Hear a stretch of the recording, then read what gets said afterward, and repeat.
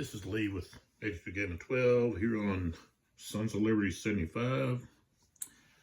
Video 14 of this series over the Battle of Talavera, an important battle in the Peninsular War during the Napoleonic era. Occurred in Spain on the 27th and 28th of July, 1809. And this, I believe this is the battle where Wellesley gets his new title, Duke of Wellington. So prior to that, he was Arthur Wellesley. So let's jump right into this. We're in turn 8. 8 a.m.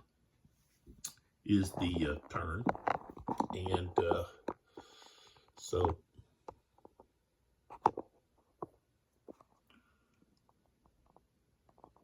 this is the situation, and it's the French turn. So first thing we have to do is we need to draw a card. They have aide-de-camp and mobile defense right now. And so they've drawn the countercharge card, number 18. So this has to do with use when you're the non-phasing player. So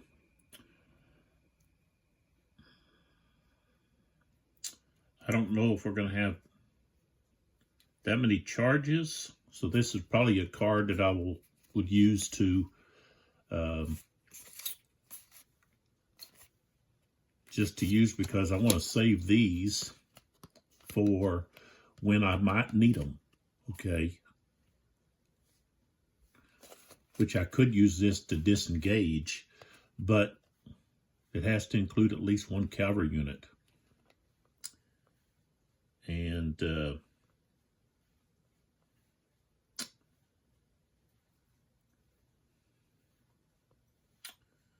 I don't.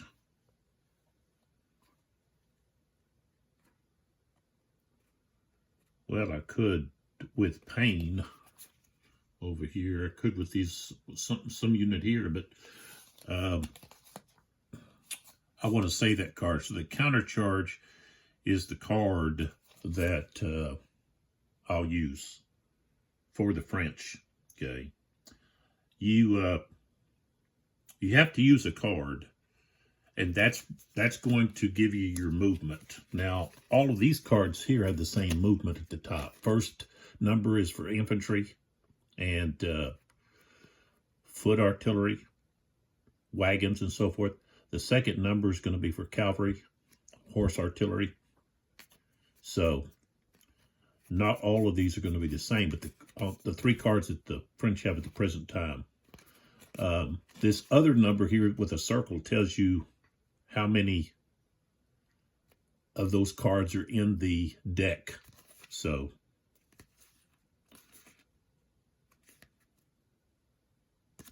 okay, so the French will use the countercharge card. There's no points lost or gained.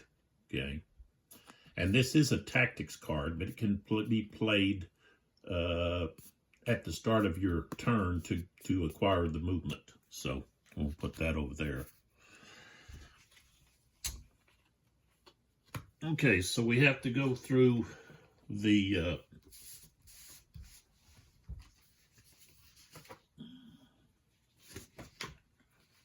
different phases. We won't have the weather turn again until next hour, 9 o'clock. And we did the card. So now we go to the command phase. We also don't have to check supply right now. Recovery segment, we don't have that going on. reorganization segment.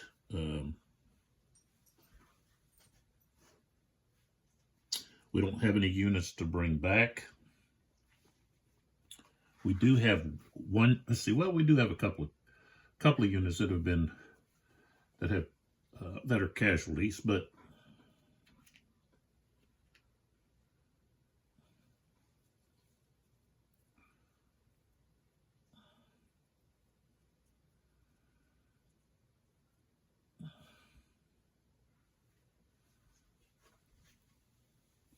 on both sides.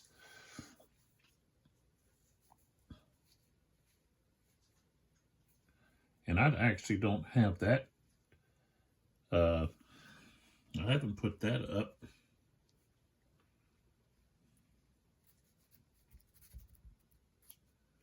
On my table here somewhere. So I'll have to see about pulling that out. Okay. See, I think I need both of these supply wagons.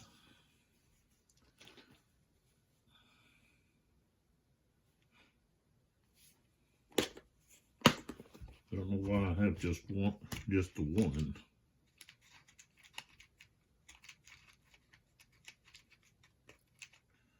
Supposed to have both A and B out here. But, well, there it is.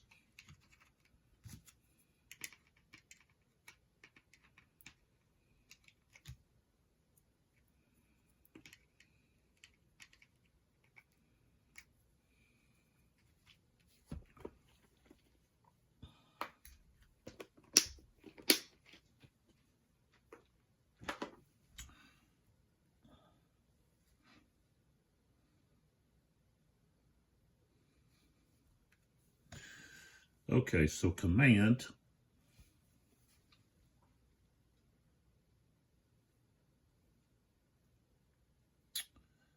I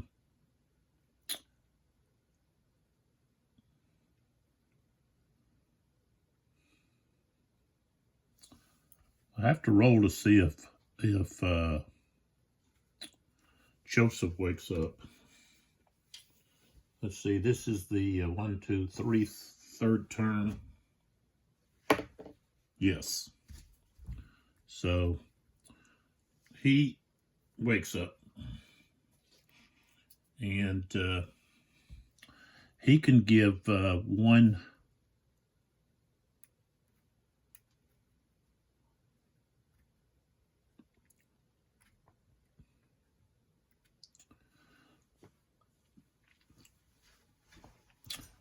He can give a command. I'm just wondering if he has to give that command to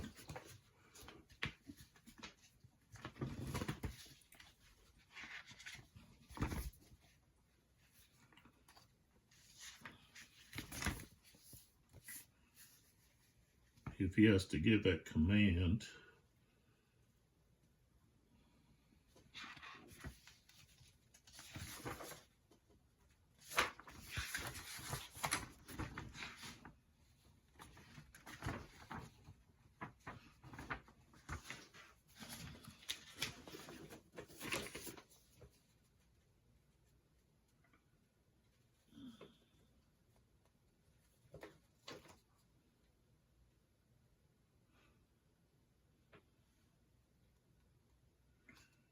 A lot of times they have to give the command to themselves, to their own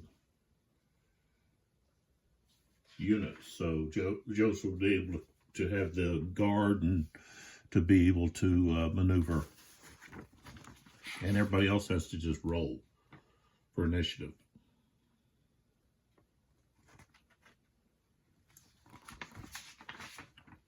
That's the way it usually works. So, okay.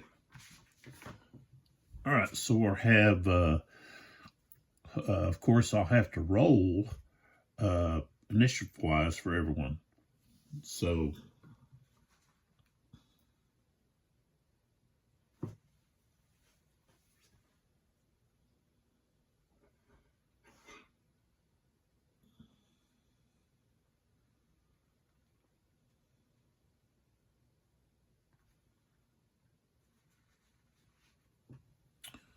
So I can actually move Joseph because he places his own group here in command. So he's actually going to move up. So light cavalry here. 1, 2, 3. Go to north. Go to north. 1, 2, 3. Gui. Okay. So we're going to go 1, 2, 3. Another cavalry unit here across that stream. 1, 2.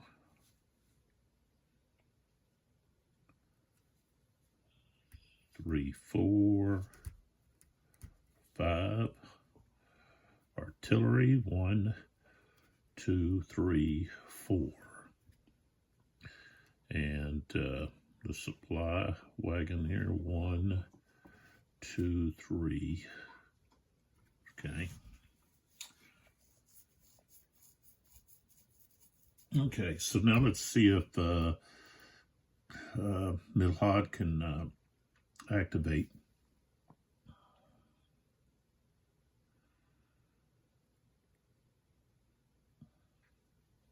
There's not really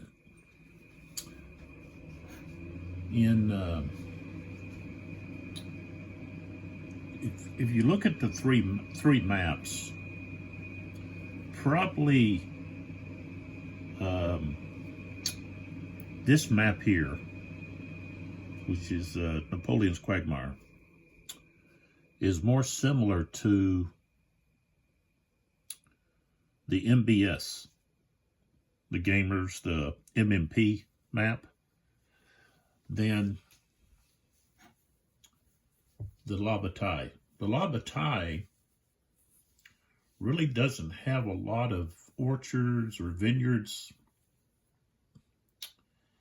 where the British and the French are fighting. It's kind of barren. But yet, these other two maps, you have orchards, of course, vineyards up. There's not any, I don't think, real vineyards that are identified, but you've got all these orchards in here, which is going to greatly limit the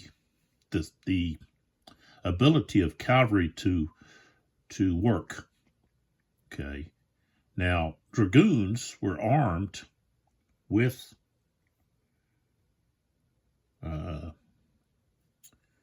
a short-barreled musket, which you consider a carbine, and so they could fight on foot. And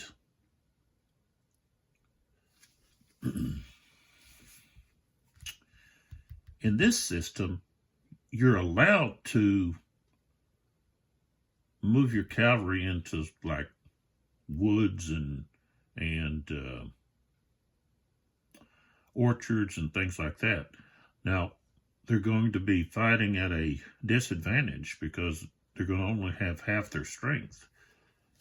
And it's not, I guess it's not considered, it's not, of course, you got a whole different process for dealing with charges in this game. But that's an issue with the NBS system that I've always had. And I guess I'll wait to talk about that when I get back around to the NBS. And that's the fact that the cavalry is pretty much useless. And yet, if you look at any of the maps, and the location of where these cavalry units were placed, you know, if they were ineffective, why were they placed there? They must have had some use. If you've got, you know, well, here I can see that they're backed up, you know, but I've actually backed them up out of this stuff. because, you know, it reduces their strength. So, but if they were placed in there, if they were, you know, instructed to go there, then they must have had some kind of ability to still be able to fight in that terrain. So I just try to wrap my head around why rules, you know, allow this or that. Well, you know, historically, if they could fight in that type of terrain, even if it's at a limited amount, well, you allow them to do it in the game. But, okay, so now we have to roll to see who can actually move and do what. So let's start up here with Latour.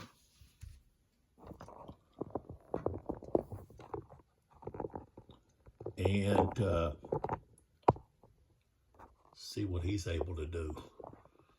You know, we have these guerrillas here that they could easily take out. But you know, do they want to waste those resources, the units here, to go up there and attack those guerrillas? They got other things to do over here. So, all right, so Latour is going to attempt to work around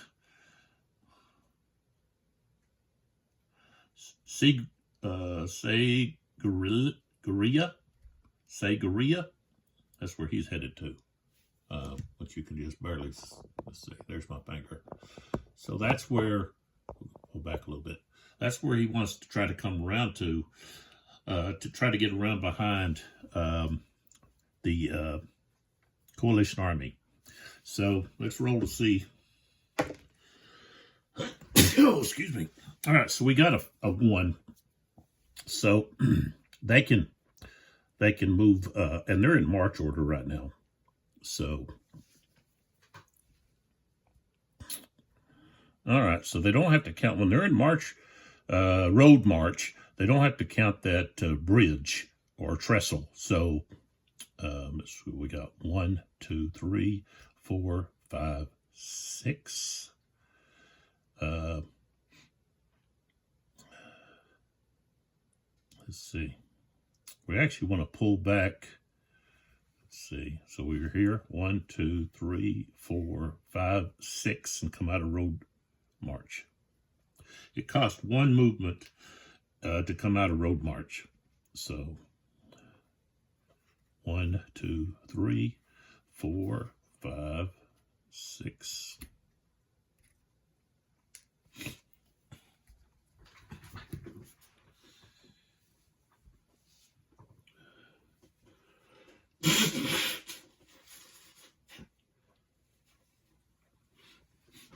Okay.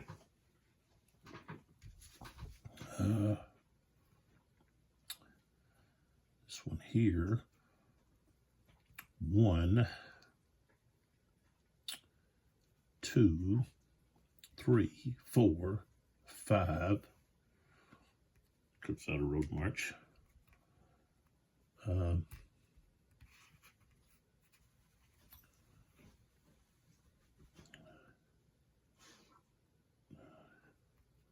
The tour is going to go 1, 2, 3, 4, 5, 6. So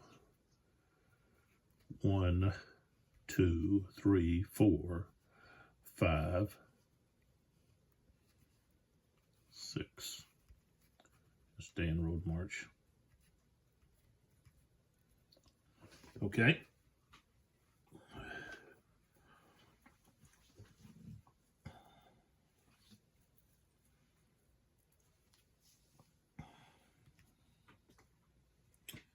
And of course, all of these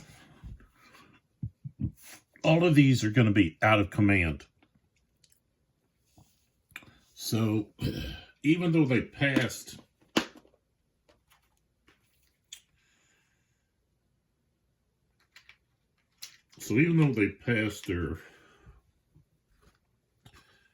their initiative rating, they're still considered out of command. So, you know, they have limits where they're not allowed to advance after combat.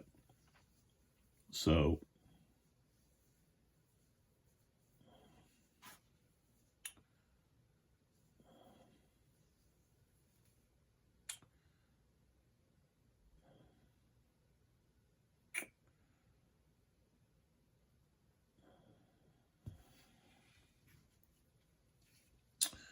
All right, so now we'll go with the Victor. And somehow we got Victor down here.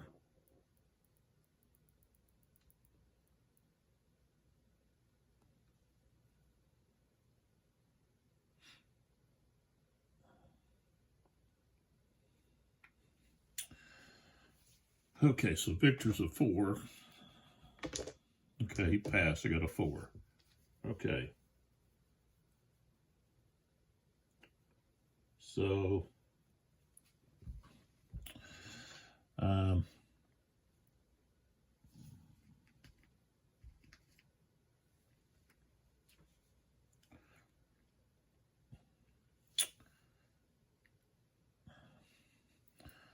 he has a command range of 3. So 1, 2, 3. He can command all of these guys. That's not his. These are not his. Well, the artillery's not, but I think something underneath here. Oh, okay. One of those artillery units is. But they're also in command of Sebastiani. 1, 2, 3, under his command range. So the only unit that's not is going to be this artillery unit right there. Okay. That, of course, is that, well, they're all out of command, but I'll have to roll. Actually, we'll have to roll for that one's, if they were to move. So,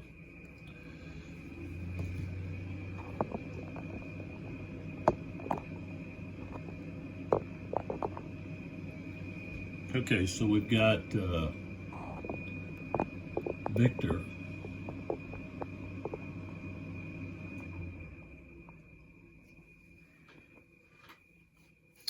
And then the, let's see, which it doesn't matter with some of these. So,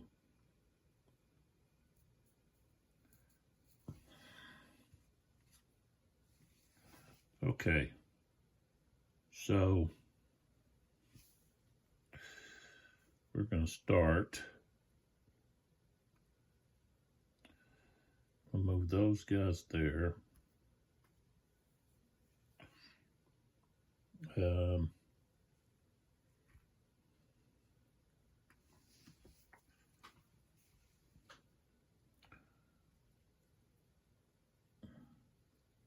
going to move there.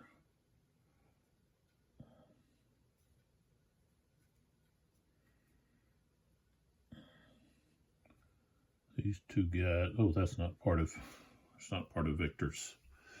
Can't move those guys.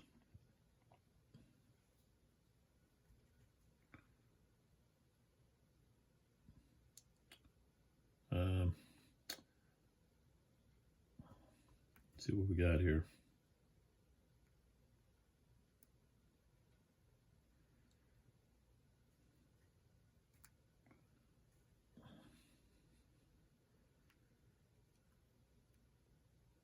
Okay, they're going to move.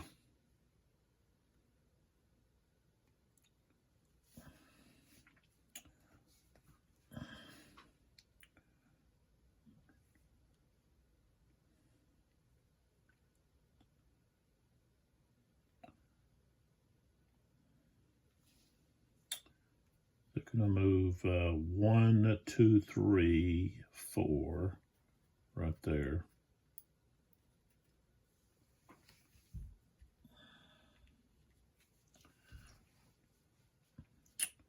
And these are artillery units.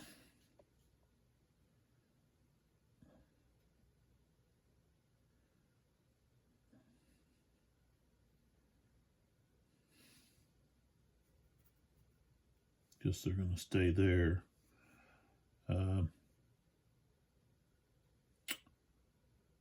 Well, let's see. I guess I could, yeah, I could move them around. Here, so they're going to go 1, 2. So,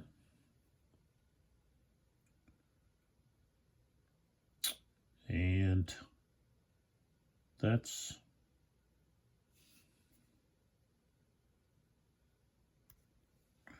That's all they're going to do.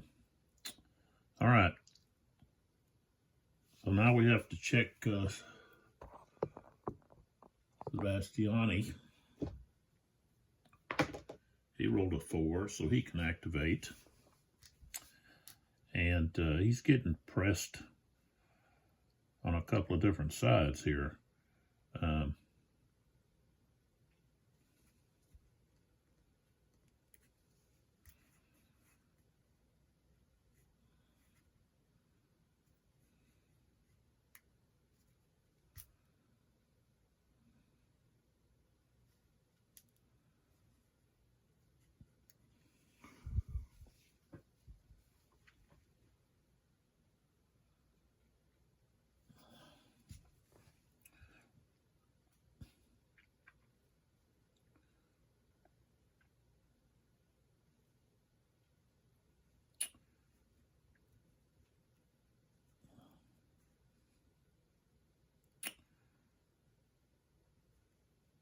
So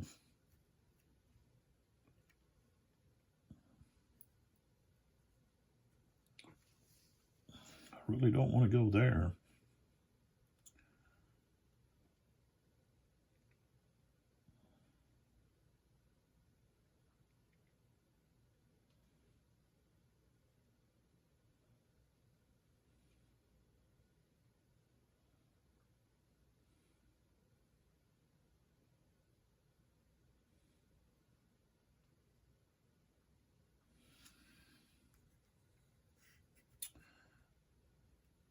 We're going to go there.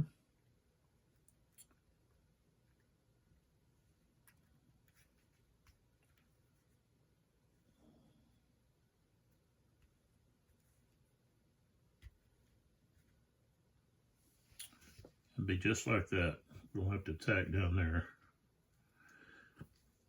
Okay, and then look a little further south here. We've got Milhad. Let's see if he can activate. Yes, I rolled a 2. So, oh, well, I'll go ahead and, I don't need to actually move him, but okay. So what we want to do is we want to take advantage of this cavalry unit here that's kind of overextended, and it's got this artillery piece. So if they escape, okay, by retreating, they can leave that artillery unit there. So 1, 2, 3, 4, 5, 6, and let's see.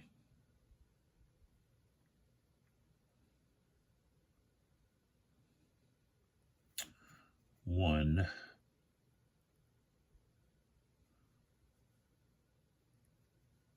two, well, 2, 3, 4, 5, 6. And then this unit here, 1, 1, 1, 2, 3, 4, 5, 6.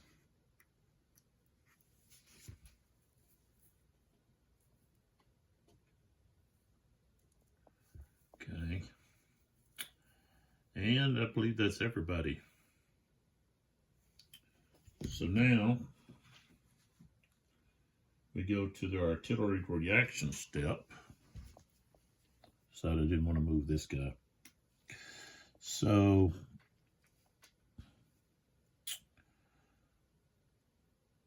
let's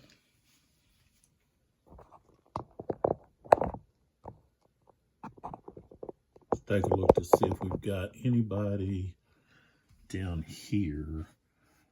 Our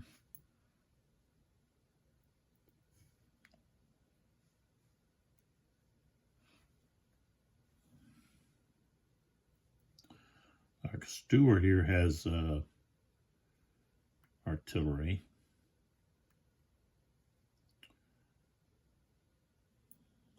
Sebastiani's like 2 hexes away, but he's got all that orchards there. So, same thing here.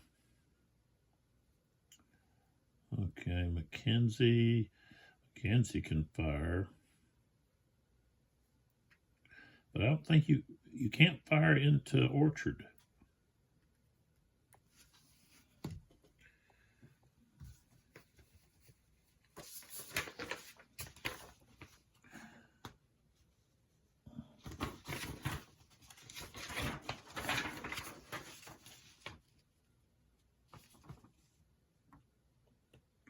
No bombardment from or into orchard hex.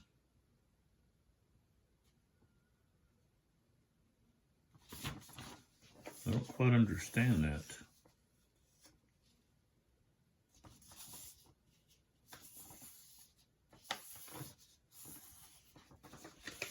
Are they thinking that possibly they didn't want to waste or think they were wasting artillery rounds into rough terrain or something?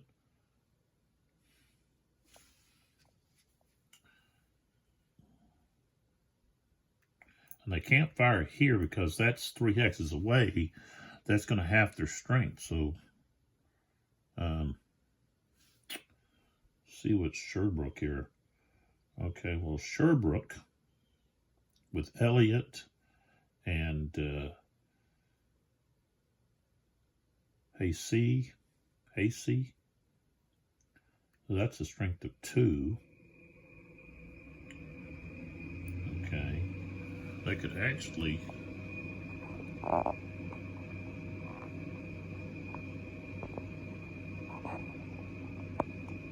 move a little closer. They could actually join with Retberg and fire here. However, let's see.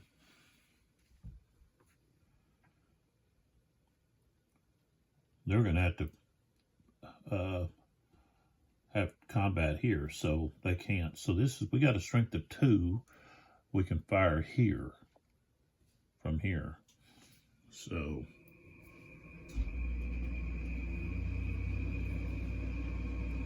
all right, so Elliott and Essig are going to fire at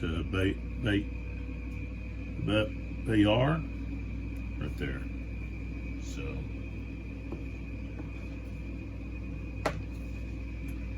three is not going to be enough. Yeah. All right. And let's see what else we got. Not heal.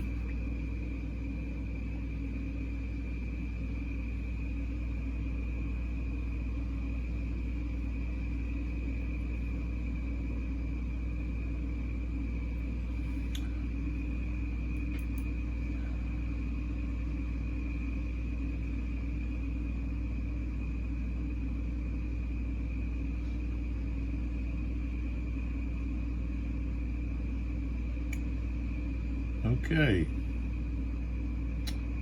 so actually, well, it's too late now. I had this,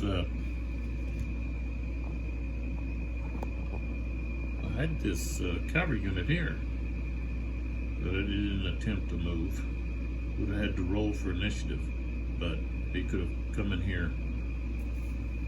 But I guess because he's red, I was thinking, see, that's the thing. You got some colors here that are conflicting with the enemy. So, and that's one of the things you had.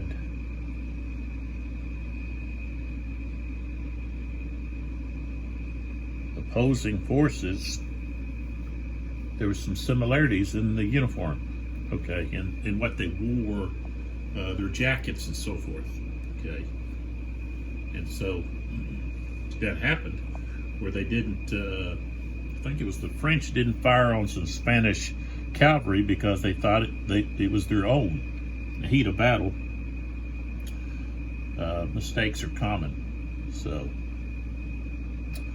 all right, so let's start our bombardment phase for the French.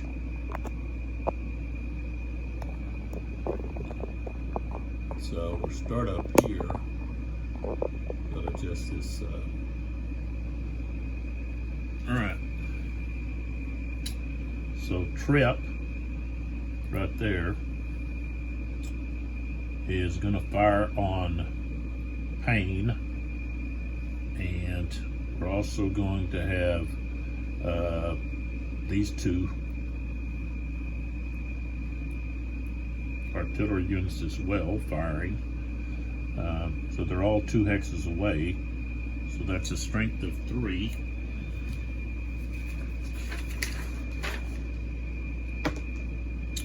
Okay, roll to 5.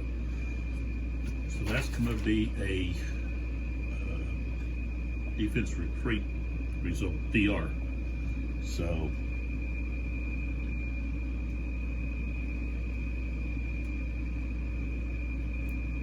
those out of the way.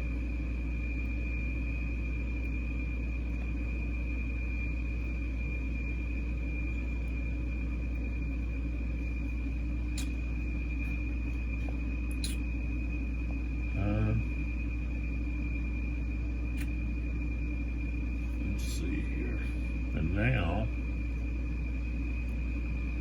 should have moved those guys too. I don't think I can have, I can't have this artillery stack like that. So I'm gonna have to put that one back. You can't have a stack of 3 unless you have a leader there. So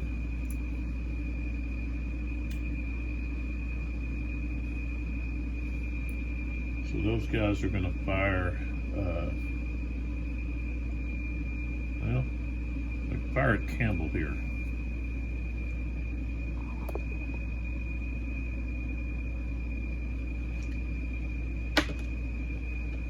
Okay, a 5.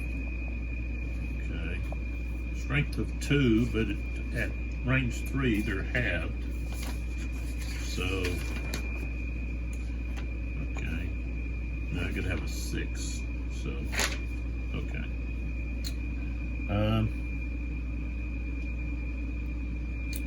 I think that's it. Now,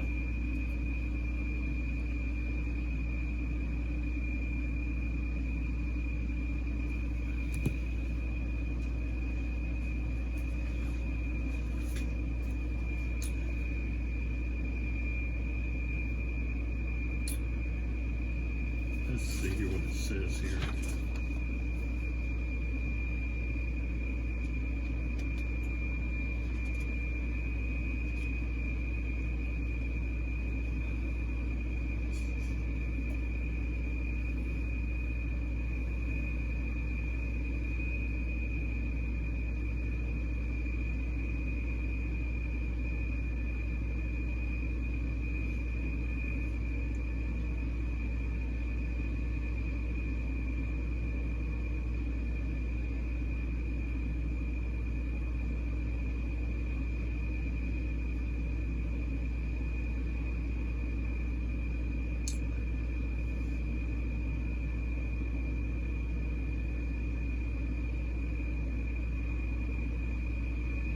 Okay, it says that artillery units in an enemy ZOC stacked with friendly infantry or cavalry may bombard a different hex from the one the other units attack. Okay. So, okay. I was thinking that after if you bombard and they retreat, whether or not you could advance. But I don't think, of course, when you're out of command, you're not allowed to advance. That's one of the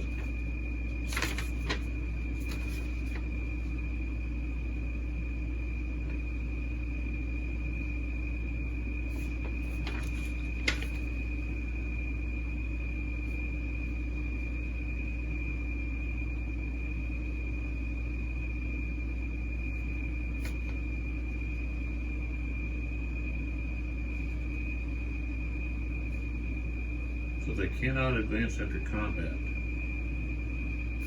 So, all right. So now our first combat, okay, will be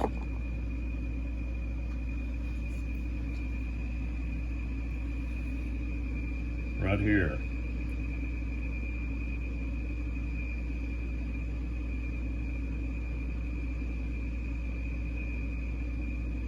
Rosaru and Barrios and Casagne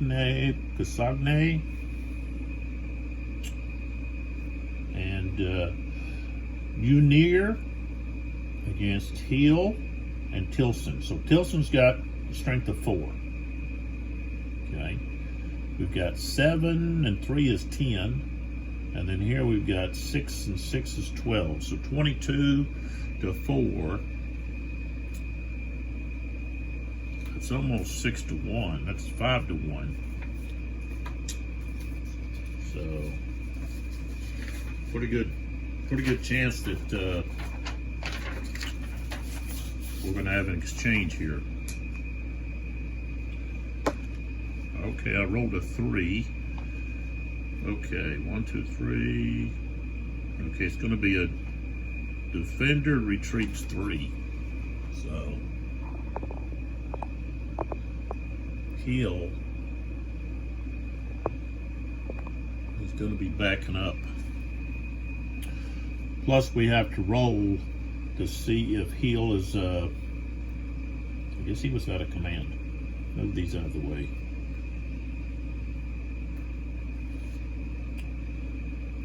So he's going back 3. So 1, 2, 3. So he goes back to there. And let's see if we.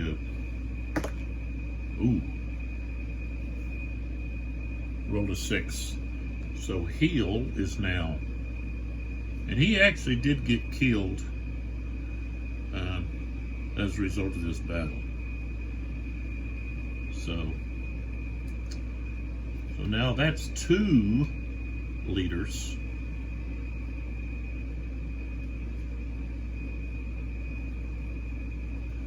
And so I have to get another replacement. Put there. He'll had a 4. Guess we'll use Murray.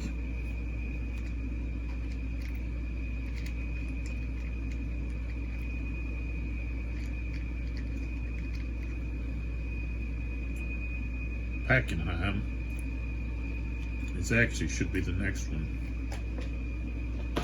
Okay, so Packenheim will take over for Heel, and like I said, this actually would be, I don't know, had they already married? Yeah, I think they had. So Packenheim is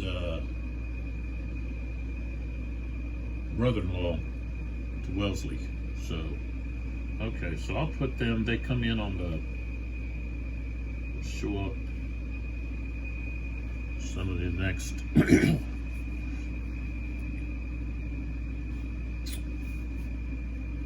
I think that's what happened. Let me make sure here. Let me make sure that that's when you have a leader loss, that's what happens.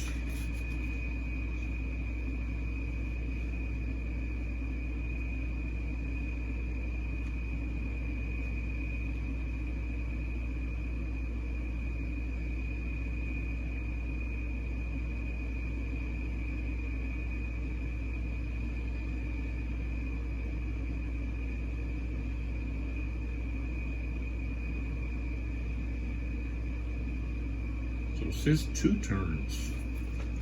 So he won't show up until 10 a.m. I guess it takes 2 hours for him to figure out who's going to be commanding that group. So, all right. Of course, they can't advance. Okay. So now we've got coupons and Ruttenberg. And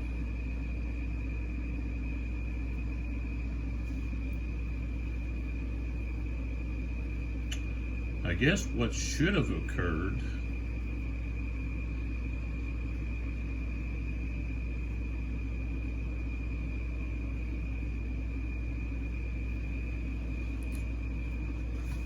maybe I couldn't have attacked like that because I've got to check the other. I don't think I can split my attack. I can't. So I would have had to attack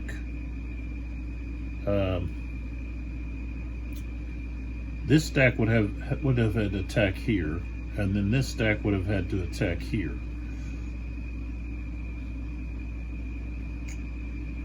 So let's move this back. So this stack cannot attack here and here.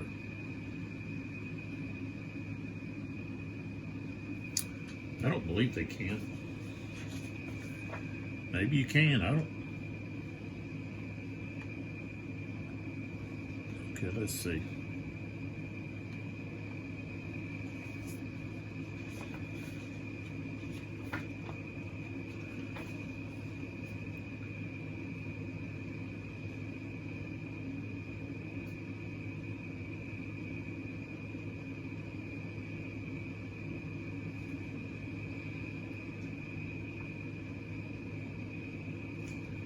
Yeah, it says all attacking combat strengths in a single stack must attack as one combined strength.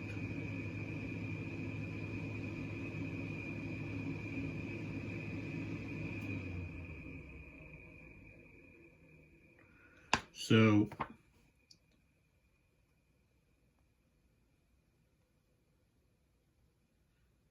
if an attacking stack is located in a zoc of several enemy stacks and no other friendly unit stack is adjacent, it must attack all of the stacks. So yeah, I can't attack that way. I couldn't have both of these attack and then have this one attack the two separate. Now, if he was the only one there, if this guy was not there, okay, like for example, if what I was to pull these guys out, then they would have to attack, you know, but I don't think you can just choose to do it that way. Maybe you can. Let's see, let me go over here.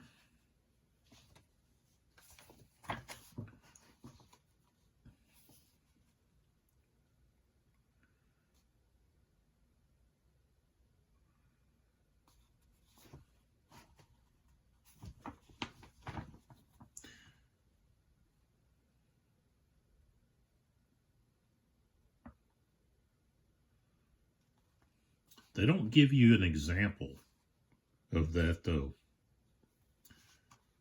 Okay, it says the facing player must have defined all his combats before resolving them, which I didn't do. I should have done that. It says the attacker may define his attacks freely, provided all enemy units in his zocs are attacked or bombarded. Okay, so I guess I can. All right, so we'll just 1, 2, 3. Now, Solanac and Lapland will have to attack both here and here. So we've got the attack here. So he's got attack here and there. All right, so he's got a strength of 14. Okay. So here we've got Stewart. Oh. He's in that improved position. So fortified hex. So that gives him 8.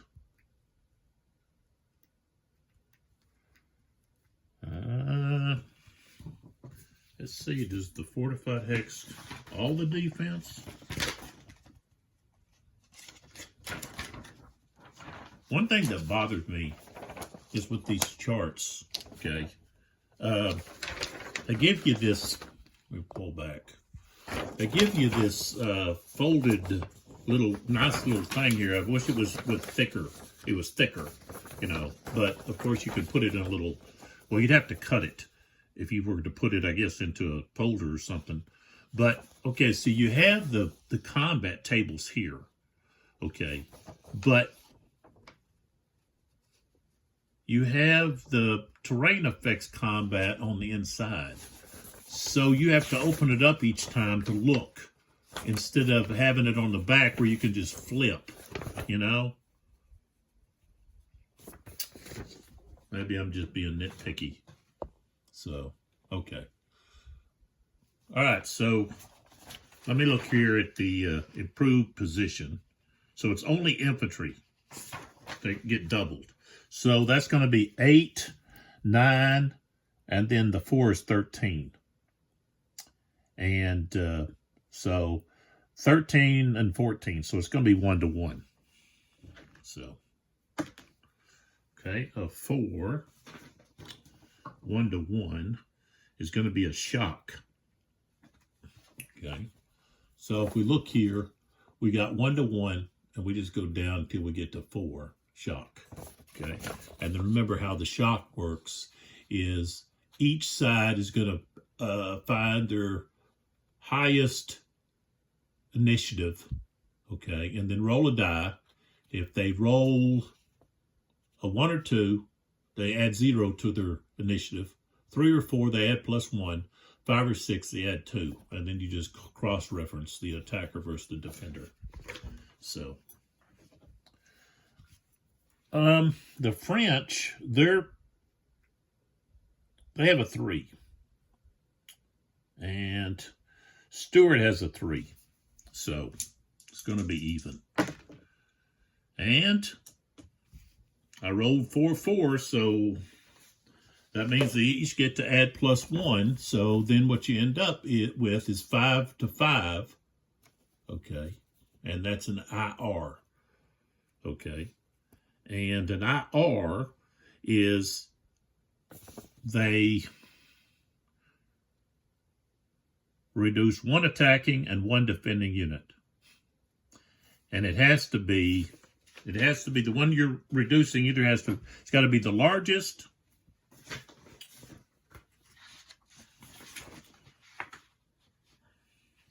Let's see. The strongest, okay, or the best initiative. So, one or the other. So, all right. So, basically, you have like a firefight there. So, the best, okay, Stuart, you got a tie between the strongest. So, Stuart's the one that's going to have to be reduced.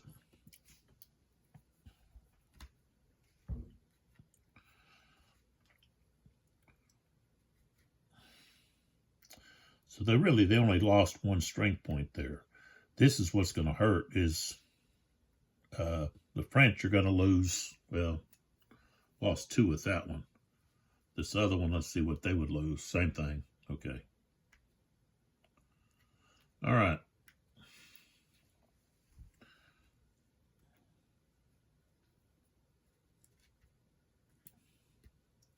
And remember, that's not just a small little fight there.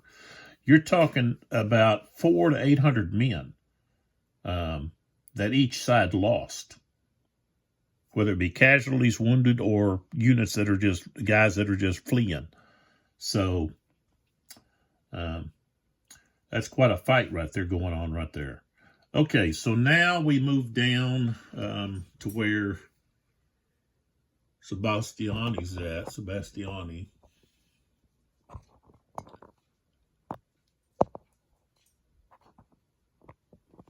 Okay. So he's right here, and he has to fight Mackenzie because he's adjacent to him. So he has a 9, and Mackenzie there has 5. So, and they're both in the orchards, and the orchards aren't going to affect them. They don't affect infantry. So, especially at this scale. Only cavalry and artillery. But AR results to shock for all unit types. So,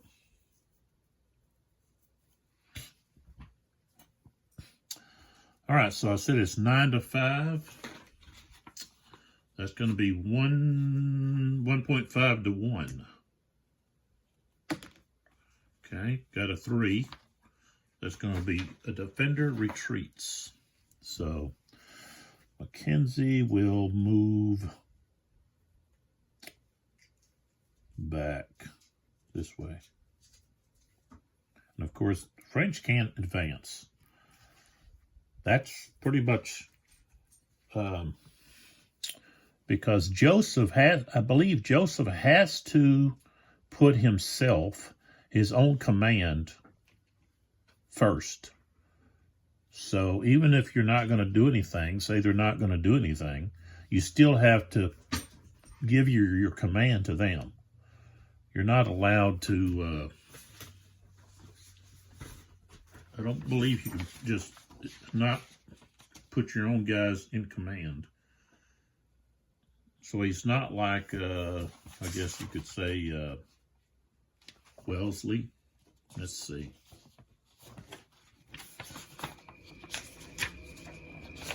I could be wrong, but I believe that's what happens. Okay.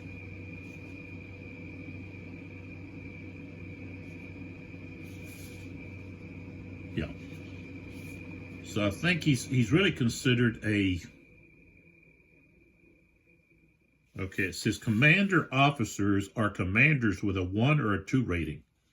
A commander officer always has to spend his first command point to put his own formation in command. So,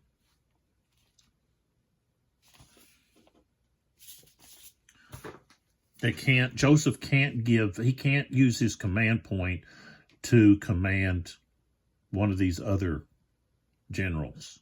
Probably because they weren't going to listen to him.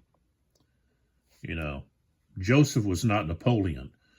You know, he was not a military leader. He was more of a political. But and he had great ambitions to be the sole ruler of Spain, and wanted to basically rule Spain without the interference of his brother. That was his hopes. But, of course, that didn't happen. All right, so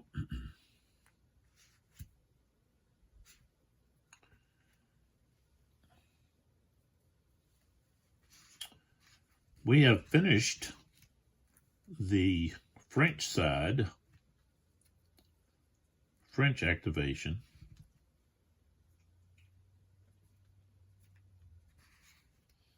So now we go to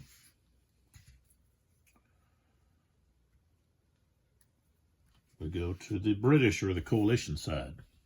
So move this out of here. Let's pull back. Okay. All right, so far they have aide de camp. So let's draw them under the card. Okay, it is spent cavalry. The defender may play this card during the enemy combat step, selecting any one defending hex that contains infantry and or cavalry upon being attacked by enemy cavalry. The cavalry units involved must pass individual initiative checks after combat.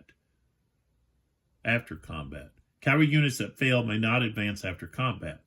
For the next 2 turns, these units must move towards their supply source. Wow. They're out of command and may not enter an enemy Zoc or attack during these 2 turns. Mark them with an out-of-command marker. Okay. So really, I could have saved. I could have saved heal.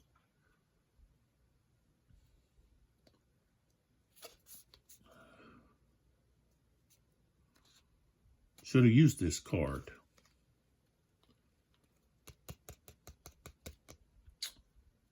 All right, well, maybe we better hold it for Wellington.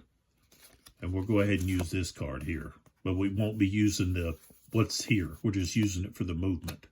So, yeah, we're going to save this in case Wellington takes a bullet. So, all right, so, and I said this will not be a card that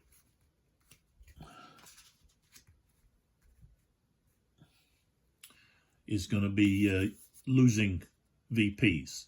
So I won't put it with the VP card, the cards that are either gaining or losing VPs. So, all right, so I'll just put this on the table so I know that we're having a movement of 6.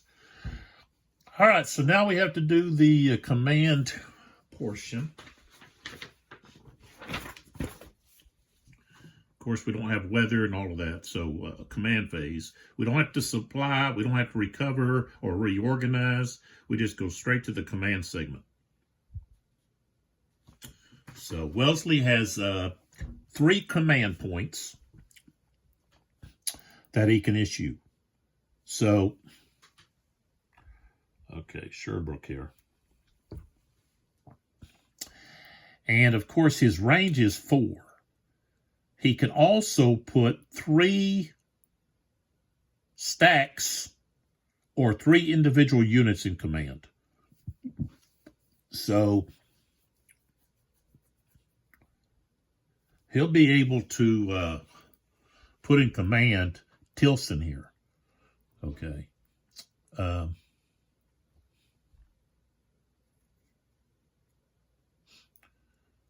Bassencourt, he had an order to march up to here, but he's been attacked. So he's gonna have to now roll to see if he can activate. And same thing with Albuquerque up here. So Cuesta has can place 1 stack, or I mean 1 leader in command. Oh, wait a minute. I forgot this conflict down here. I got to have that. Okay. So, again,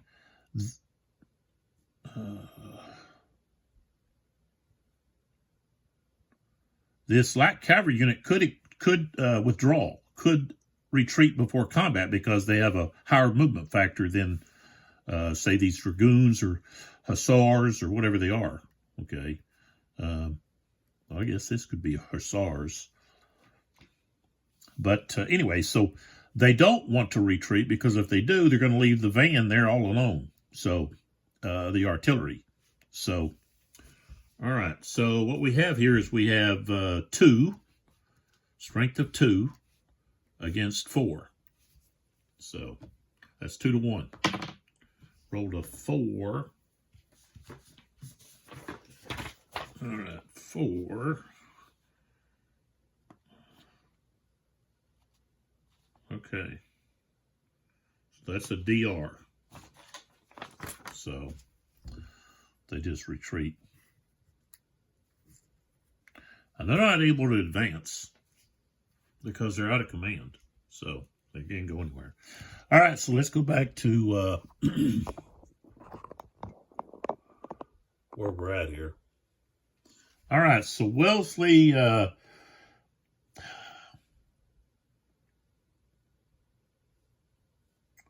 he can put Sherbrooke in command. That's 1. He can put Mackenzie in command. And he can put Stewart in command. And then he can put Tilson in command. And he can't command Bassencourt.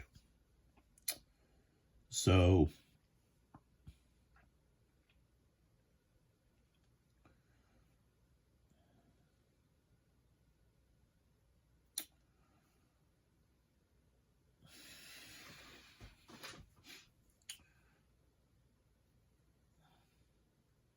he's going to have to move back.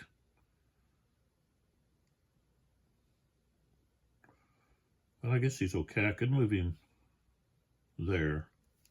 I'll move him there. Well, he can't move yet. We're not done here. We got to... and really, he doesn't need to activate anybody else. Okay, so Cuesta is going to put in command, I guess, Portugal. Right here. And then everybody else will just have to roll. So up here, we're out of command. All of those guys are out of command. Bassencourt's out of command. So, all right.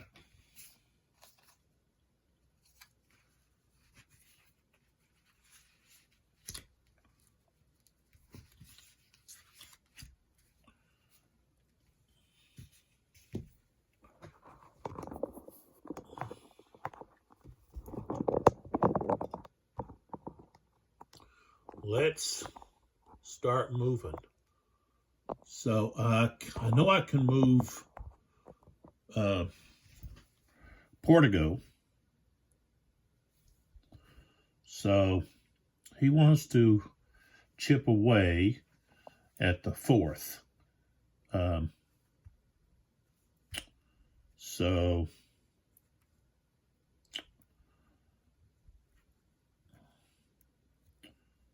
they're going to go 1.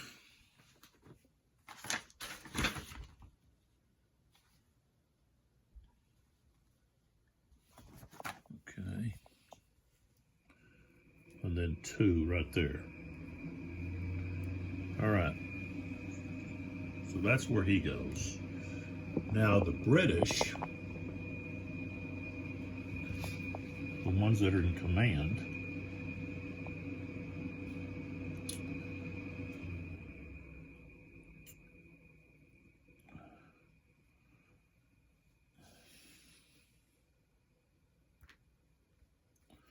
so Stewart is here with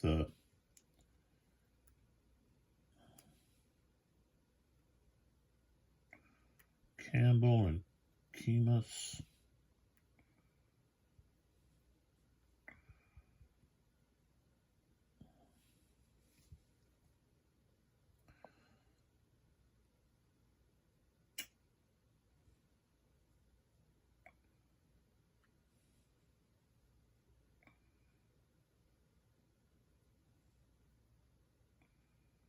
Okay.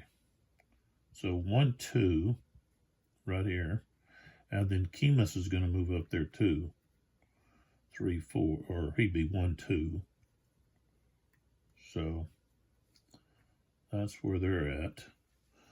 I think Sebastiani's going to find himself surrounded here.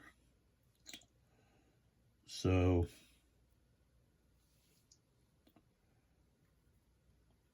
Mackenzie can, no, they can't combine. They can't combine their, the Spanish and the English can't combine into one attack.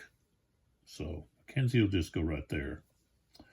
All right, now over here, we have to kind of like try to stretch our defense because it's falling apart.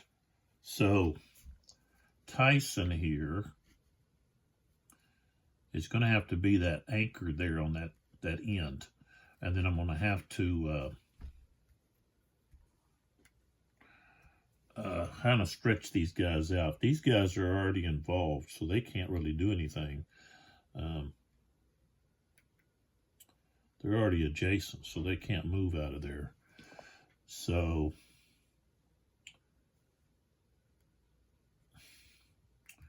Sherbrooke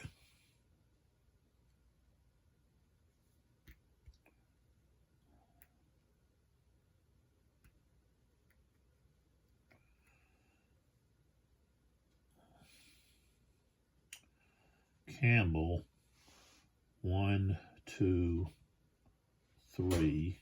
We'll move to there.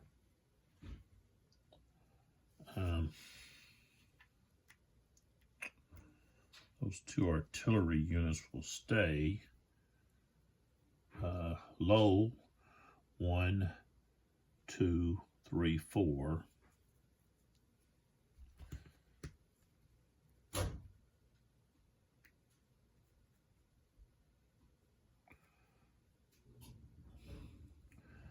Sherbrooke will move over there.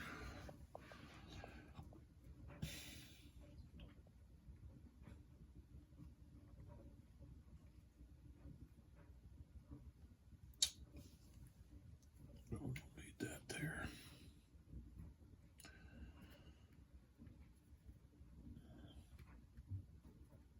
Let's see, that was Sherbrooke's in command. Stewart here is in command.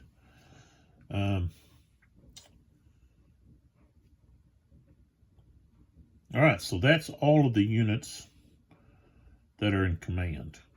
They've already moved. So now we have to see about those that are out of command. Okay, which is the rest of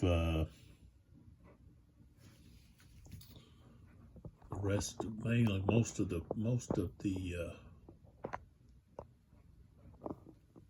Spanish here. So we have Zayas here. Okay. See if he can activate. Gotta have a 3. Got a 6, so no. He can't do anything. Okay, then we go to let's see, I think Iglesias didn't want to do anything. Yeah. He's got a 1 for his units have a 1 for their initiative. Don't want to move, well, we could move him up to here. So, Manglano, he's got a 2. Okay, he passed. So he can move. And so, I'm going to move this artillery up here. Okay. Del Parque, he got a 2, so he can actually move. Let's see what we got here. Okay.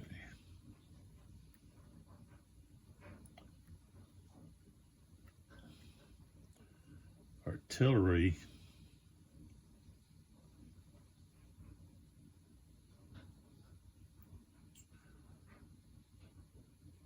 Yeah. Artillery, he's going to go, let's see, 1, 2, 3.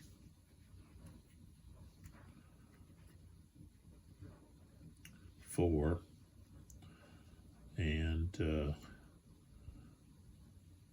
let's see, 1, 2, 3, 4. Well, they're just all going to go up here. Well, no, they could help attack here. At least one of them could. That's what I meant to do. Let's get him in there. He'll go here. Del Parque.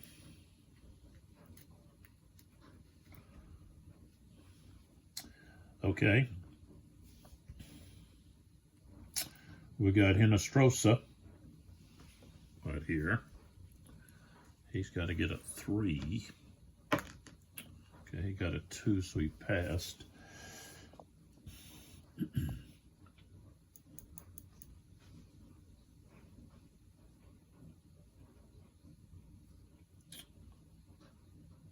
So I guess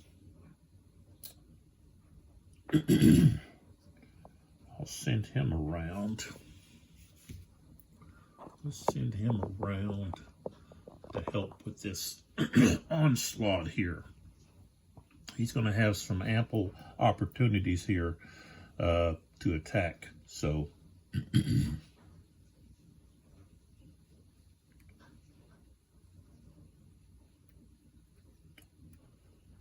all right, so 1, 2, 3, 4, 5, and that's 6. So we're going to go right there.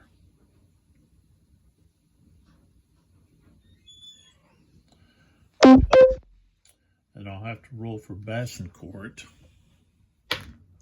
He didn't pass. Okay. All right, now I have to roll for Albuquerque.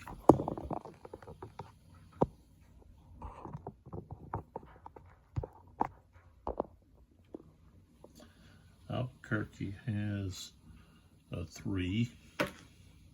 He didn't pass.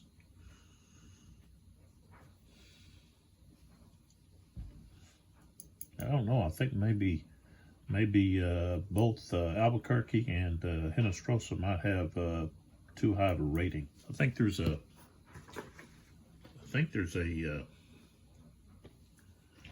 alternate.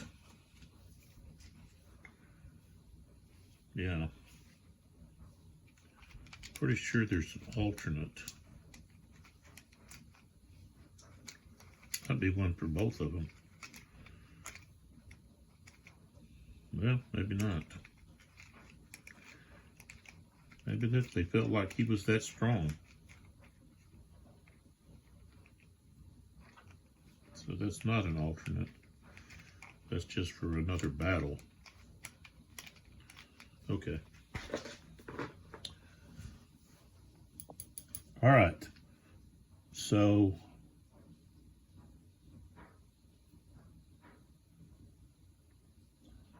did I roll for him?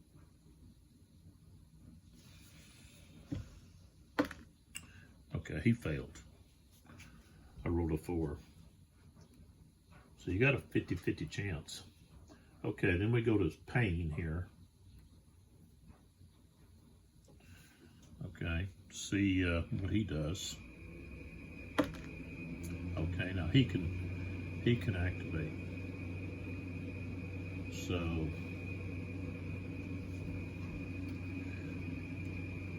when you do charges,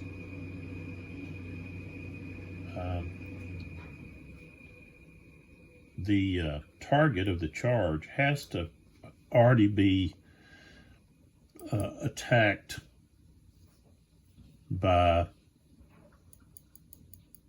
really infantry units, I guess. I mean, I guess you could have, but see the way the system works is your bombardment happens before the cavalry step. So you've got to have infantry units or artillery units adjacent in order to do that. So let me make sure here okay. And you can't use the light cavalry to a charge. A hex being charged must also be subjected to a regular attack by at least one friendly infantry or artillery during the same combat phase. So you have to have some other unit adjacent.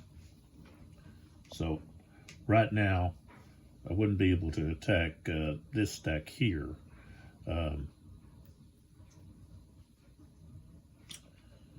So Payne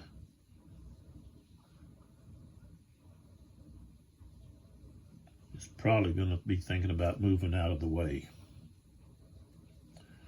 Yeah, I think I'm going to move Payne back.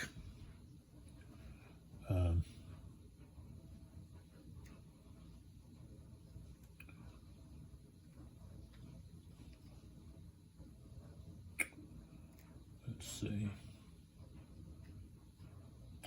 So he would only be able to attack with the top unit, which is heavy cavalry.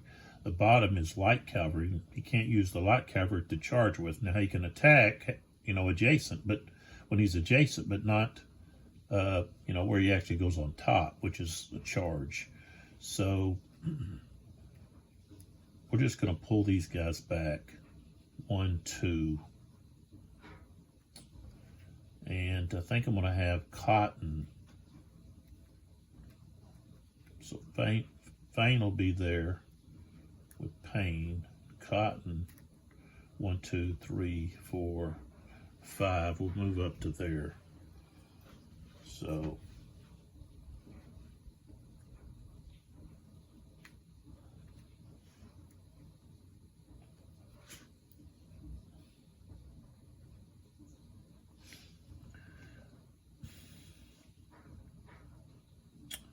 okay, so now we have the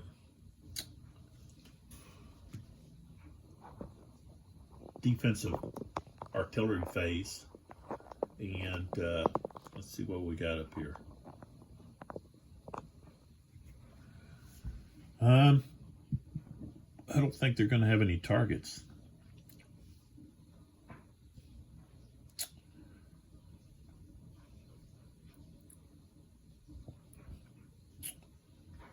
You know, he's got that. This one has that one.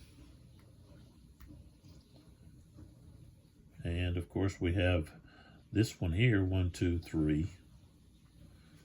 So I guess they could combine. So we've got like this one and this one to attack here. Let me check here to check on that. On the, let's see, bombardment.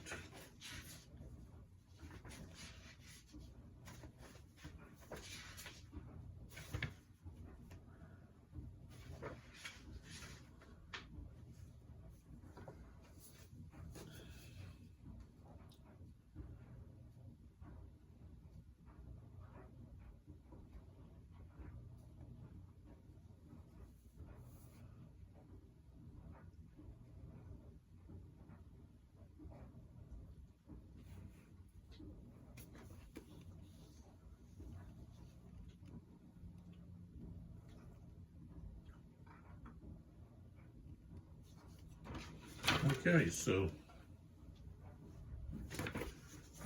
they can bombard the same hex. So that'll give them a full 1 strength point by doing that. So, all right, I did a 6, and I did 6, and that basically all that does is causes the unit to move somewhere. I guess they're going to move there. I keep moving the thing here. All right. The map. Need something to hold it down. Thought I had something.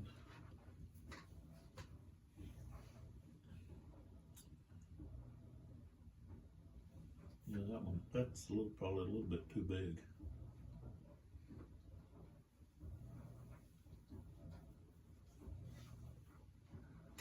I think I need that one there.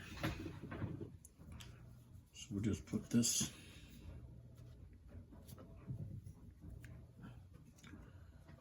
Let's see.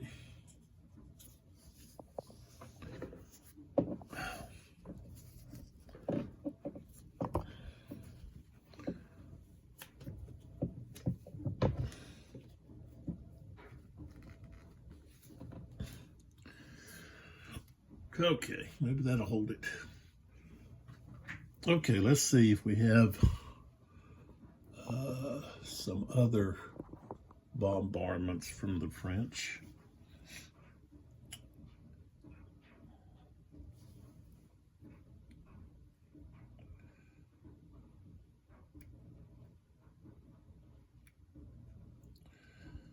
Okay, so we've got 2 here.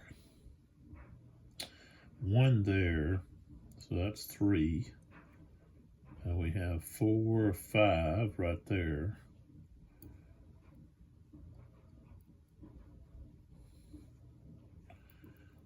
fire here.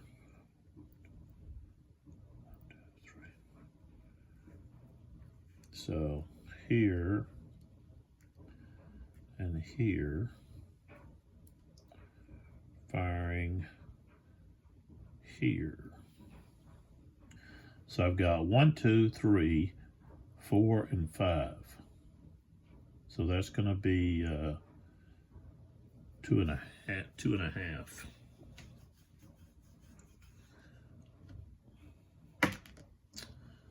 I rolled a 1. That's not going to do anything. Okay. And I think that's it. Okay.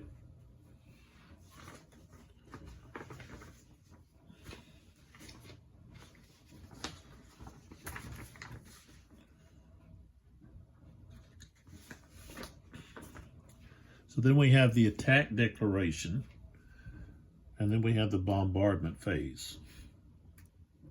So,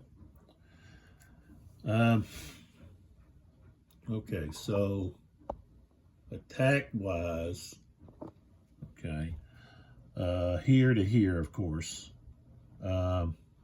This one has to attack here. This coupons,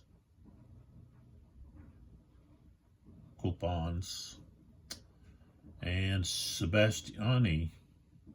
No, I'm sorry. Let's see. So against Sebastiani here, we've got this unit, stack of units, and Mackenzie's 3rd Brigade are going to attack here.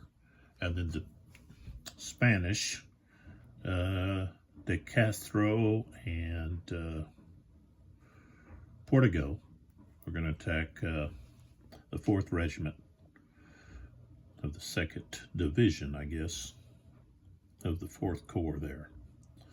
All right, so now we can do the coalition bombardment. And let's see what we've got here. Okay, so we've got one there I can bombard. He didn't have anybody in range.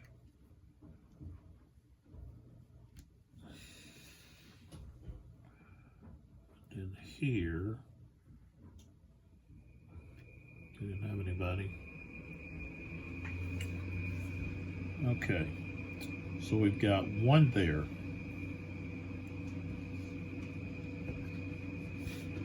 He's actually going to fire here, so that one artillery is going to fire there. I have to get a 6, and I did. I got a 6, which is going to make them retreat 1 hex. Okay, and then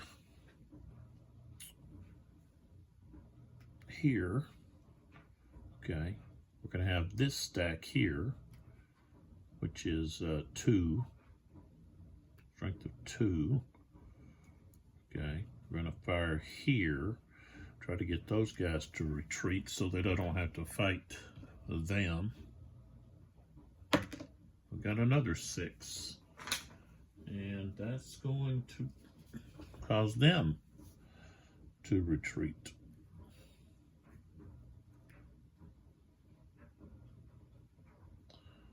We're going to go there.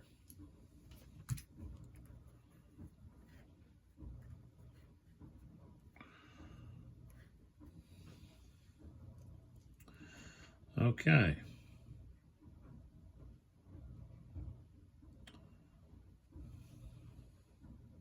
That guy's in orchard, so we can't fire at him. Who do we have here? Lawson.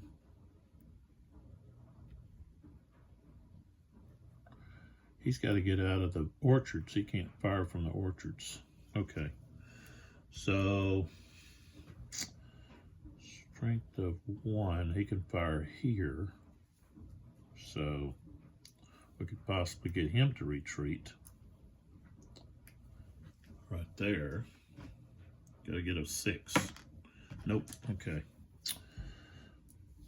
All right, so now we can go to the combats. Okay. And we just eliminated combats here with artillery bombardment by forcing the French to withdraw.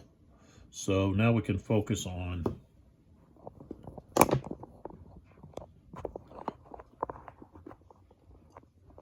right down here. All right, so we'll go with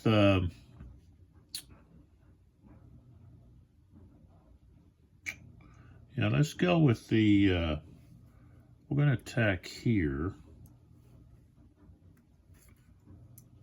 and attack this 4th Regiment here with the Spanish. We're going to do them first. So, okay. So, the Castro is 3. And Portugal, we've got Linares and Montoya. Okay, that's 6. So we've got a total of 9. Okay, against 4. That's 2 to 1. So 2 to 1. Okay, I rolled a 3. Look at the results table here. Okay, we go 2 to 1. We'll go down to this end. Got a 3. Okay, it's going to be a DR. Defender retreats. So, all right. So he only has, well, he's got 2 places he could retreat. Of course, he could retreat here or here. So he's actually going to retreat there, which means now they can actually move in, which is what they want to do. And I'm going to move Portugal in there. See, that cuts off Sebastiani. He now has, he doesn't have anywhere to retreat to. Okay, so, all right, so we've got Mackenzie here and what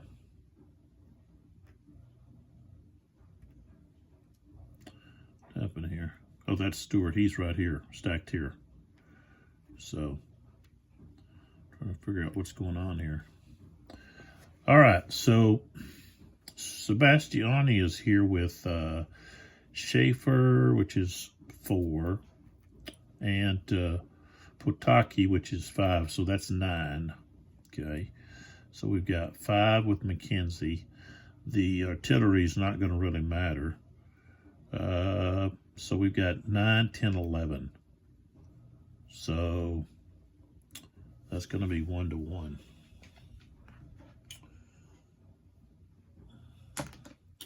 Oh, I rolled a 6. That's not good for the British. Okay, so we've got an AR-2. So the British have to retreat 2. And we could lose Stewart now. So we roll to see if Stewart is captured. And no, he's not. So he escapes. So we can get rid of that for now.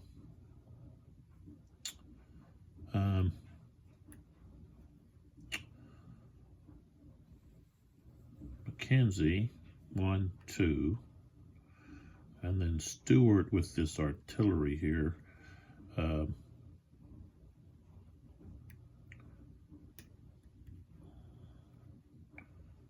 Artillery's going to go back here with Mackenzie.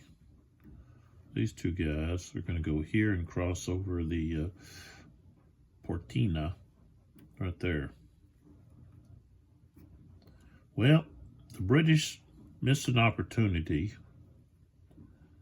and that looks like Portugal is going to get smashed. And possibly De Parque.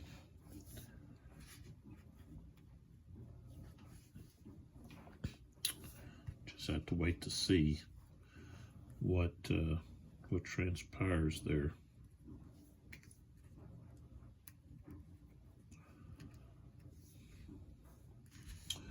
All right, so that's the end of the 8 o'clock turn. We go to the 9 o'clock turn. We're going to have weather check and supply checks and go through all of that, show how that's done, and pick up with the fight. I didn't move these guerrillas. I could have moved them. Really, I'd like to put them somewhere where I could put up a roadblock. You know, maybe put one in their rear so that the any artillery they have is having to go over and possibly lose guns. I used the this is from the Thursday Night Gamers. I'm pretty sure that's who. Let's see if it says on here. But I use this artillery house rules. Okay, so artillery units are treated like trains. During movement or retreat, any artillery unit may attempt to cross prohibited terrain by rolling on the table. On a roll of 4+, the unit moves successfully. On a roll of a 1, 2, 3, the unit is lost as indicated. So we've got this artillery lost due to terrain. And so it speaks pretty clearly about what happens. Permanently eliminated, unrecovered, recovered, stays on the map. So you can lose your artillery by trying to cross a stream that ends up deeper than it was, or whatever, you know, different things could happen. So really they have to cross at fords and bridges and trestles. So I thought that's kind of neat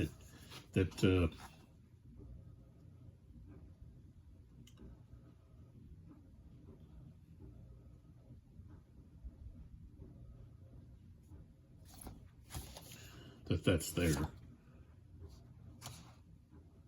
And another thing that they have here that they put on here was they have this -1, okay, and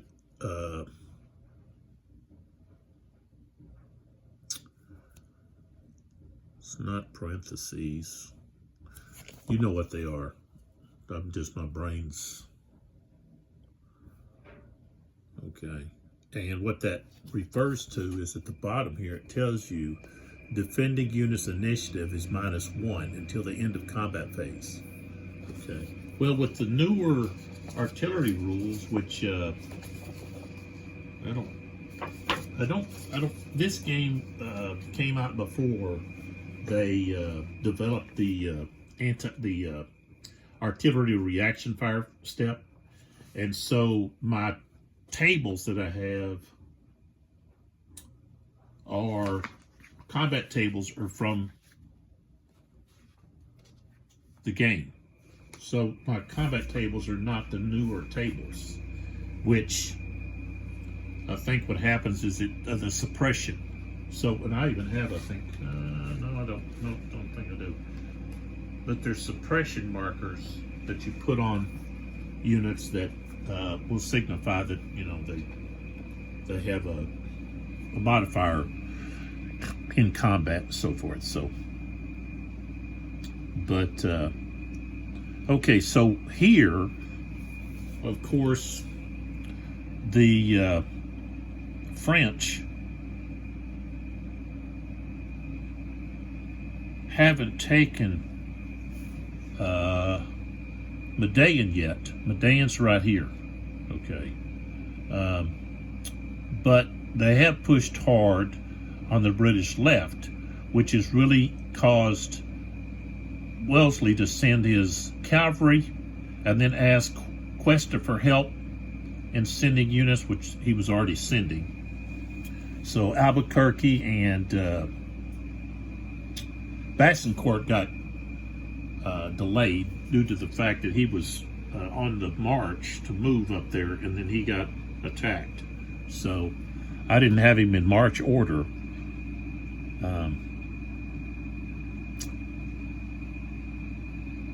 So it looks, or appears at least, that the coalition have reinforced their left, and they're not concerned. What they're concerned about is this huge core that's bearing down on them, and Wellesley's got no reinforcements, and he's thin. Okay, if they can push through Bassincourt, and if you notice, they have low initiative. Okay, they've got 2s. Okay, so of course that's going to be detrimental in any kind of shot combat, but that's what we've got going on. And of course you have 5 victory points up here, okay, that in the other 2 games is not even acknowledged. Okay, so, and you have Talavera has 10, but the French were not, I don't think, they weren't really concerned about Talavera. They were just concerned about trying to defeat the British, and didn't really even, you know, confront the Spanish. They just focused their attention on trying to defeat Wellesley. And I think the limitation of, you know, being out of command and not being able to advance after combat is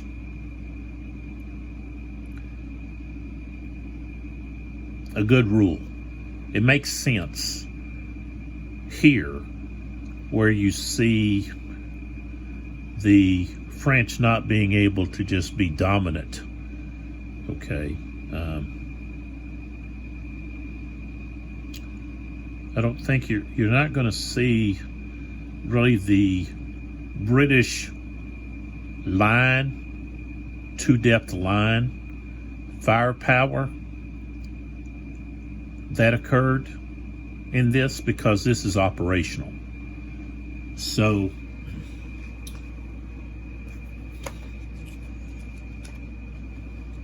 I've got this very interesting book by Peter Edwards. Let me pull back. Okay. Talavera, Wellington's early peninsular victories, 1808 to 1809. And, you know, even though he's not Wellington yet, that's how he's recognized.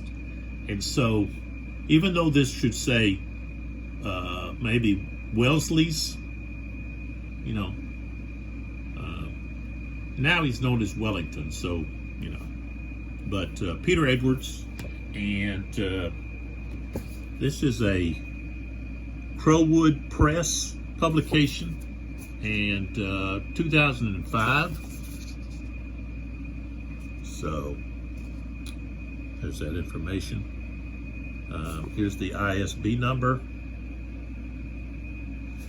and it covers when Sir Arthur arrives, and so it covers some of these earlier engagements.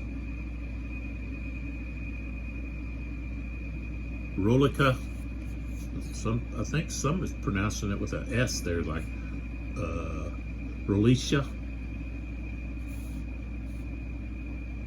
Vimeiro, or Vimeiro, or Vimeiro.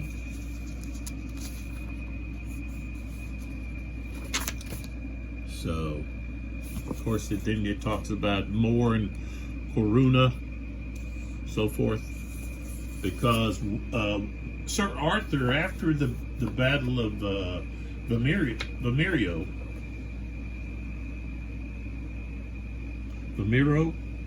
not Vimeiro, but Vimeiro, Sir Arthur was recalled, and they kind of went through, I think, a court-martial type of situation, and his brother is who was had a political appointment that really his appointment in this trying to think, he was kind of like what was his appointment?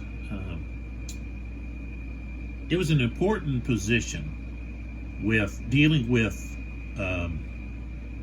foreign things. Maybe, I don't know if he was really like, he would be like a Secretary of War type of situation or Secretary of State type for the United States, just an example. But he was his older brother, and it really helped Wellesley to move up the chain. Otherwise, he probably wouldn't have advanced and gotten to where he was. And that would have been disastrous for the British because, excuse me, Wellesley was the perfect person. He was the right person at the right time, just like Churchill. And for us, just like George Washington. Some people could say FDR. FDR had a lot of, I guess, some scandals but he's the only president that has been elected to more than 2 terms. I believe he was elected to 4, but of course he died well before he served out the last term. But another issue was it was during the Great Depression, and then when war broke out, that it was like, let's stick with who we got, not make any changes and so forth. But so just let's see, I'll find kind of to give a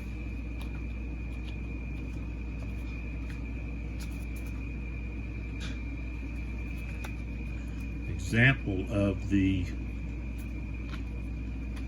let's see if I can find one here. I'd marked these in the book so I would be able to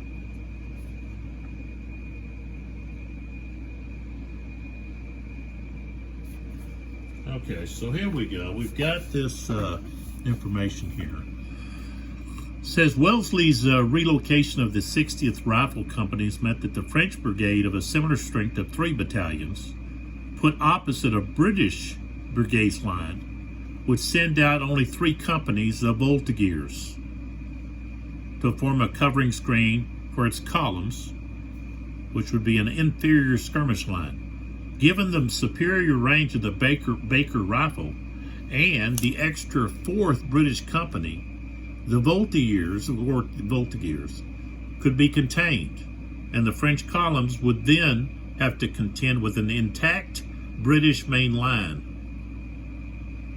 And then, of course, becomes Wellington. He incorporated whole Portuguese brigades into his divisions, with the addition of their light troops, Cacadores, an Anglo-Portuguese division of 11 battalions could field 18 light companies against 11 French. So, that was instrumental, because the French like to send out their skirmishers, which would disrupt the enemy's line, and then here comes the column coming in. Also, they did the same thing with artillery. They wheeled their artillery up, their horse artillery and so forth, wheel it up, fire into the enemy's line, and then bring in the column to smash through it. So, I've got some other, out of this book, there's some really good antecedents where they're talking about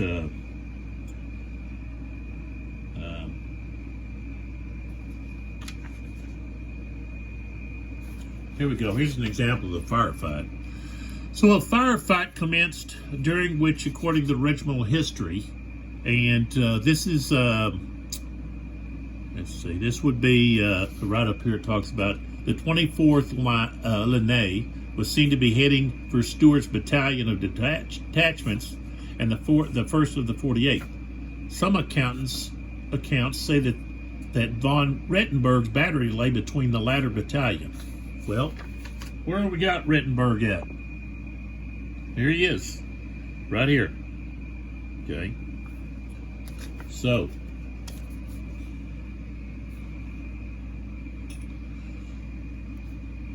and Tilson and Stewart. Tilson we've already seen. Okay.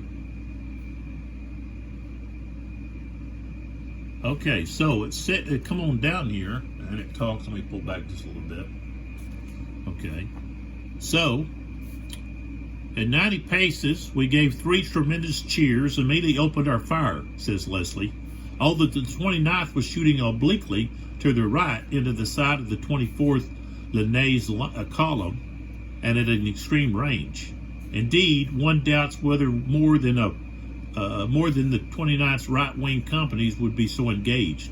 Assuming some 270 muskets of theirs, plus the 530 and 792 respectively of the detachments, and the first of the 48, a volley of 1,600 balls would hammer across into the front and sides of the 25th Ligne, whose frontage, remember, was only about 55 men. The facing ranks were accordingly knocked over, and the column promptly stopped in its tracks. A firefight commenced, during which, according to regimental history, Lieutenant Colonel, I have to unfold this.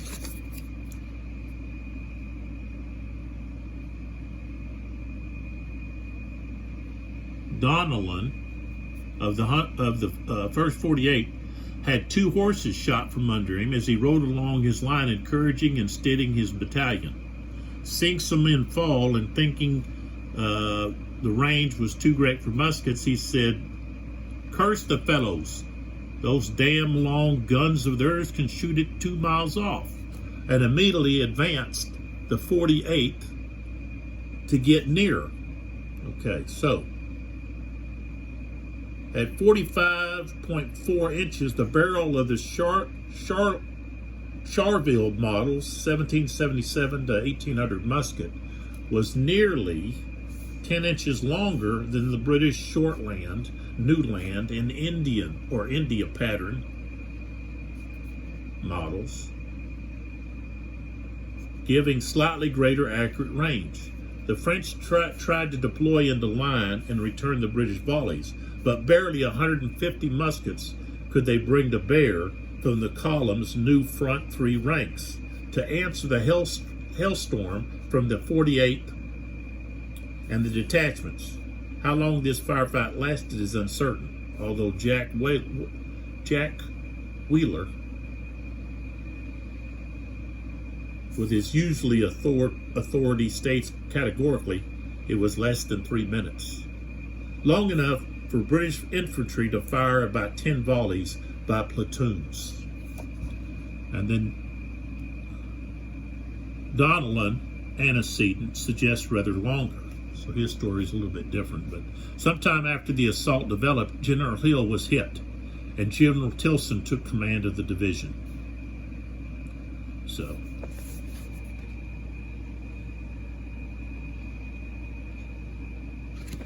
the British had a much bigger advantage, okay, because they were in the line and the French are coming in columns.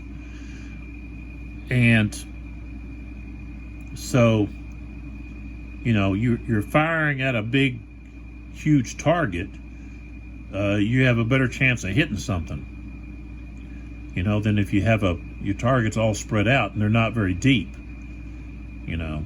So, and these columns could be really deep, 16 men deep, 12 men, 8 men. So, I guess they were like safety in, or strength or morale in numbers, and also when you go to engage the enemy where you're going to assault them with, fixed bayonets and approach, But one thing the British did was they didn't wait to receive a charge, but many times they would shoot a few volleys and then they would charge. And this caught the British kind of off guard and would send them just reeling. This happened multiple times,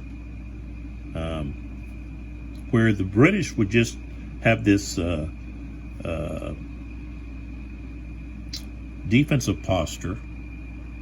They would fire into you to disrupt your column or get it to stop, and then they would charge. And so that was a British tactic that the Wellesley used multiple times. There's also a comment about laying down when they're getting fired on by artillery, and so that's in there. I'll maybe read that at another time. But so this battle is transgressing along a little bit slower than the other two, in the fact that I guess Ruffin has taken a pounding on the La Bataille battle, and he also took a pounding over on the NBS, but they were able to take Medellin, and let's see, I think they're going to be at 8 o'clock, right? Yeah. So both of these are all of them are going to be at the 8 o'clock now. So, but here we have there's not any restriction on the Spanish concerning what being able to activate, and besides the fact that Quest only has one command point, and the fact that these leaders have low, for the most part, have low ratings, okay, and maybe these ratings are even too high, okay, because Albuquerque is a 3, Hinastros is a 3. A 3 is a pretty good rating,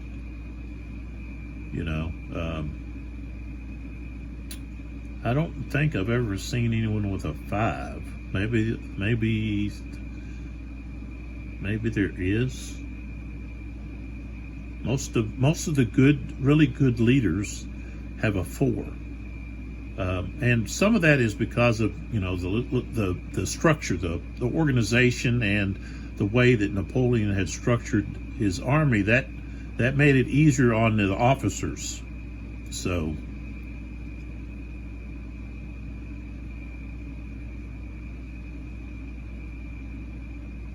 Just looking out there, it really looks like the French should be able to just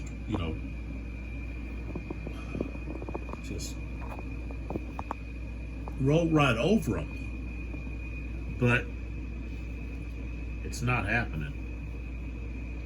And part of that is because of the lack of command. And there was a lot of bickering and arguing back and forth concerning what to do with the French.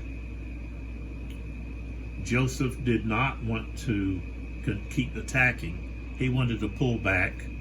Victor wanted to continue to attack because Victor wanted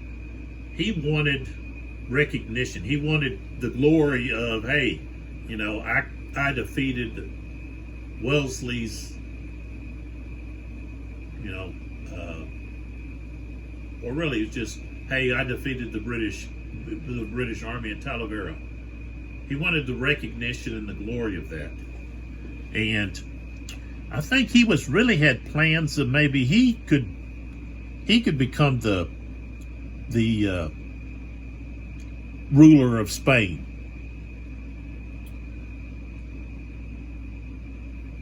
But his battle plan was not effective. You know, he attacked with one division, attacked with and had the night attack that didn't result in any success, and then Ruffin sent Ruffin's division in, and they got repelled. And then there's like a lull, and then some more fighting, and another lull, and some more fighting, and then they pull back. So it kind of looks like, looking at the map, you think, well, you know, you're thinking, well, Medaillon's over here, but no, it's here. Okay, this is that Medaillon, and then Cascajal or Cascajal right here. Cerro de Cascajal or Jal. So, all right. Now we do have some alternate reinforcements that could arrive, and that would be through a card.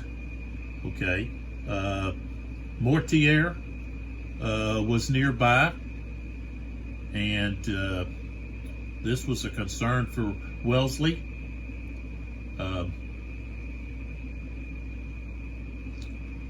You have Crawford and some other units here. It's like, who do they belong to? Who's this guy belong to? Perez. I think that's a Spanish. That's a Spanish unit. Perez would be a Spanish unit, I think, but maybe it's not. Maybe it's.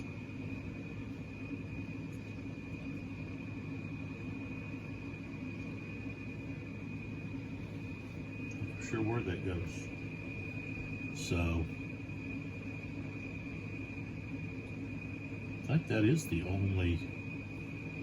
Yeah, I think. Oh no, this Wilson guy. He's all this down here is British. That's right, British, and so. But this guy here, how do you get mixed up down there? I guess it'd be there. So, anyways, possibly could have some reinforcements. Of course, Mortier never showed up. He was, I guess, busy with well, another engagement, I guess, or another siege or something. Sent to take control of some town or something. All right, so the next video we'll pick up with the La Bataille and begin the 8 o'clock turn over there in that battle. So this here is at the present a little bit difficult to really decide whether or not Wellesley can hold or Victor can push him off the map and claim a victory for the Emperor of Spain, of France. So going back and see what happens. Like I said, next turn, well, we completed the 8 o'clock turn here. And so we got to do the 8 o'clock turns on the other two games. So yeah. Is that right? Yeah. So we're already done with the 8 o'clock turn here. So come on back and see what happens over with La Bataille.